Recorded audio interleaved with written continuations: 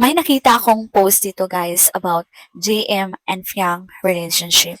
So ayon sa post na ito, ayokong makita sa mata ni Fiang yung guilt from JM. Hindi ako fan ni JM, I know na may flaws din siya pero naawa ako para sa kanya. Aminin natin, mas naging mabuting kaibigan si JM kay Fiang. Hindi as love team na lang natin, taging magkaibigan nila.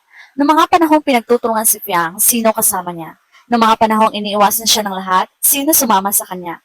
Noong mga panahong di siya binigyan ng role ni Jazz sa play, sino nakaalalay kay Fiang? Si JM, di ba?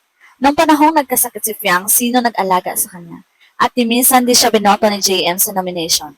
Walang perpekto, lahat tayo may nasasabi sa tao. Pero sino ba talaga ang lubos na nanakit sa kanya na hindi siya aware sa totoong kalaban niya? I feel sad to Fiang until now kasi I know na malulungkot siya if naibig si JM. Paano ko ni Fiang kaya protect ako sa peace of mind niya? Ayos na magkaibigan lang sila at kaya naman ni Fiang ang sarili niya. Sa tingin niyo, sino talaga ang mas nagpakatotoo kay Fiang? Jazz or JM? Please, mabuti at nagkayos naman si Jazz at Fiang. Pero lagi natin isipin kung sino kasama ni Fiang na mga panahong walang-wala siya at minsan di siya binoto palabas ng bahay ni Kuya.